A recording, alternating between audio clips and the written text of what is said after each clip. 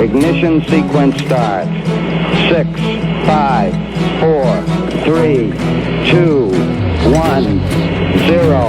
Liftoff. We have a liftoff.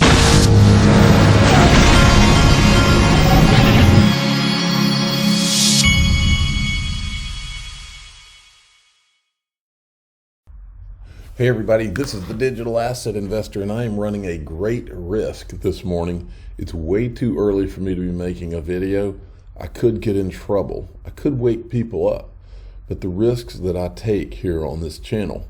So let's get this party started. Yesterday, the last really 24 plus hours, we've had a pullback, and yesterday afternoon Hedera hash graph was the one that had pulled back the most. So I went and bought that dip because Uphold got my account going again.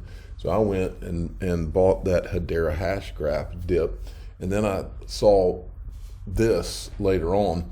Currency Research and Lipis Advisors published Decoding CBDC in partnership with Ripple, Hedera, and Prosper US, noting Ripple is currently engaged globally with more than a dozen central banks, with pilots underway in Palau and Bhutan, chock full of info.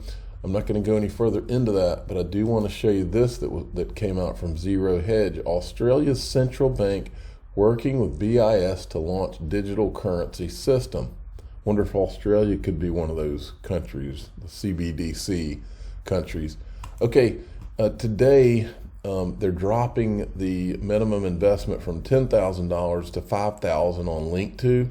So, and you'll I want to show you something because I don't show it often enough, but I want to remind everybody that with Ripple, that's still on the platform, is my understanding, the valuation of Ripple is $15 billion, and the valuation of the share per share that they're selling it for is 7.116. So they're literally selling it at half of what the value of the company is when Ripple had done their Series C buyback a while back in January 2022.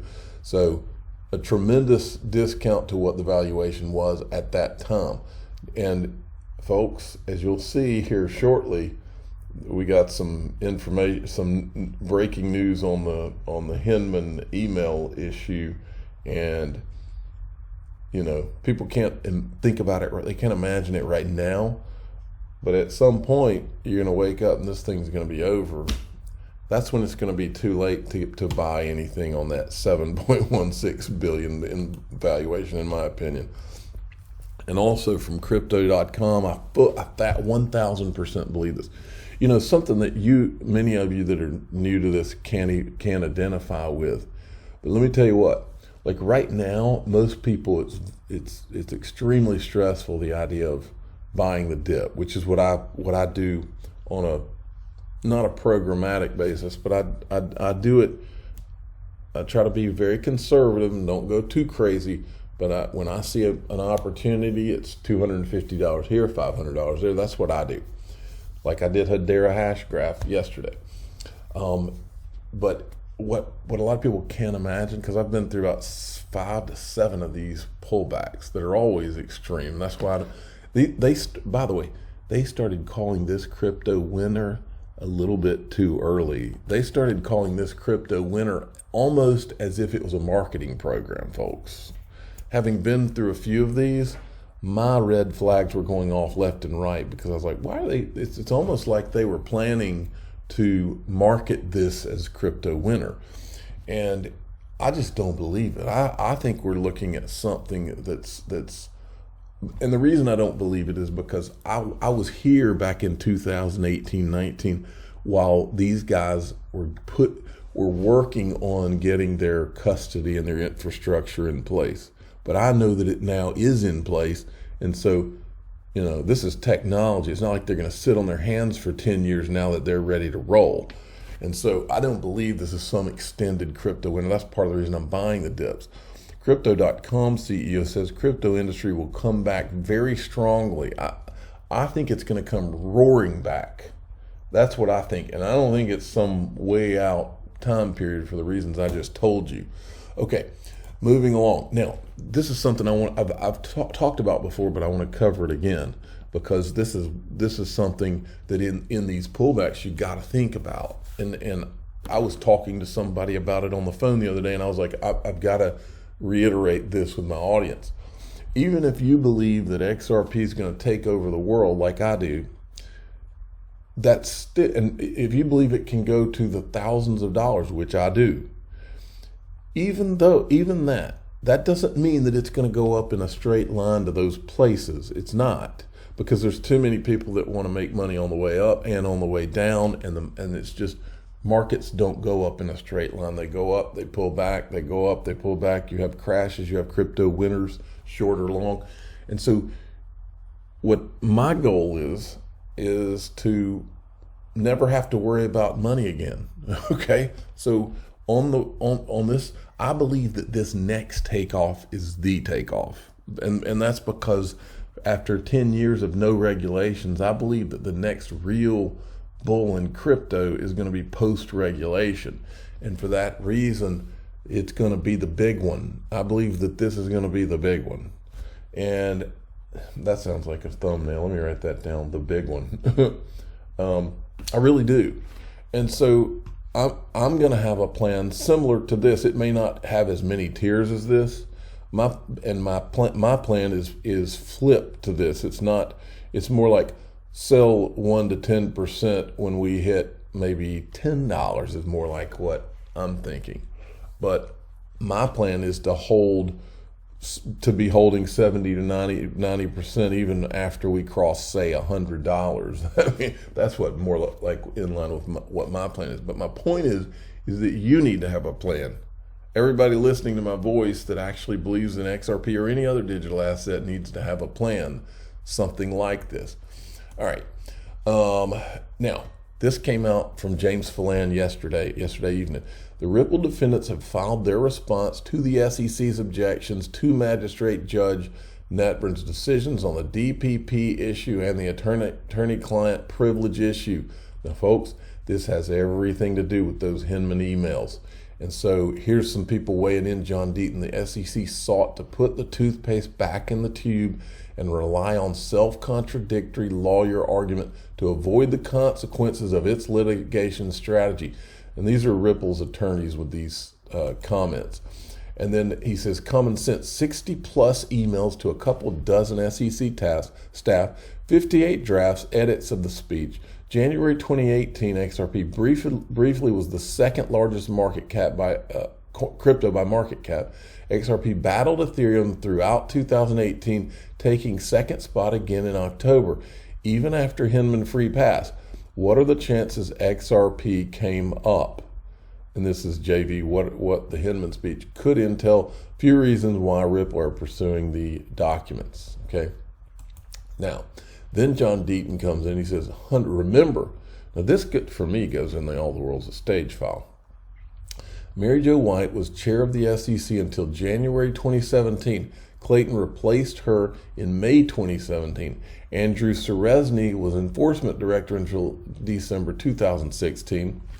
Matt Solomon was enforcement chief litigation counsel until December 2016. They are all on Ripple's defense team. They know, and this is from the motion from Ripple. The drafts and communications may touch upon what and how much was previously told or not told to the market participants about other digital assets that are similar to XRP or XRP itself. That discovery may reveal what information the individual defendants and other market participants had in determining whether a digital asset was a security. Because Hinman's speech helped shape the character of digital assets in the commerce, as well as the expectations of market participants, as the SEC now concedes, these documents may reveal what information the market had and therefore what character XRP was given in commerce.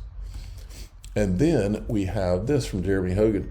When Attorney Solomon and Judge Netburn sing a legal duet in perfect sync and tune, I don't see how Judge Torres can possibly overturn it, especially when there's a clearly erroneous standard. There's nothing erroneous about this brief or the orders. let's see them emails. Now, this reminds me of Tom Cruise and Jerry Maguire, Show Me the Money. And what I say is, show me the emails. And I don't think you're ever going to see those emails. This is why I go back. This is why I was talking at the beginning of this video about how Ripple private equity is on Link2's platform. Links in the top of the description, folks. So make a note of that. Just in, Coinbase posts $1 billion net loss in Q2, stock tumbles another 12% to new lows. I want to make the point again. It's almost as if this was planned. Crypto winter, crypto winter, crypto winter. They started that talk the second we had the first tumble. And folks, the way these Wall Street people operate is the way they think and the way they do things is when they were finally ready to turn this thing on, these people would engineer something like this so that they could come in and steal these companies, buy them on the cheap, buy the digital assets on the cheap, knowing that this thing's about to go live for retail and institutional and everything else. Here is the Coinbase COO talking about this recent $1 billion net loss. Listen to this. You do say you're going to have limited ongoing hiring. You had a big round of layoffs back in June. Several companies have had layoffs. I know you and Brian have always talked about you're thinking about the long term, you're looking ahead in the cycle. So what do you think was the miscalculation here? Where do you think things went wrong? You know, it's entirely possible that we got a little too exuberant as the market got really frothy. And I think that's a natural consequence. I mean, I think we're not the only company to have experienced that. What you saw then was that we took some of the earliest, swiftest, decisive action with the cuts as hard as they were. They were the right thing for the company. And so we're always going to be nimble and adjust to the market as we need to.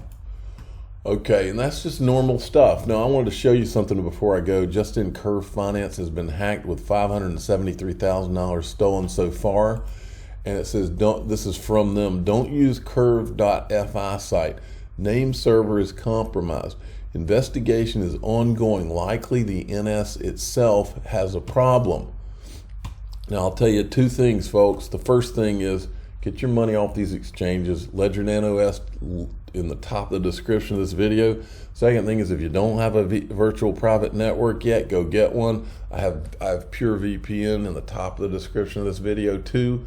You've got to do this, folks. You got to do certain things, not just when you're in crypto, but if you have a freaking computer and you're doing anything of any significance on it. I'm the digital asset investor. I'm not an investment advisor. This is for entertainment purposes only.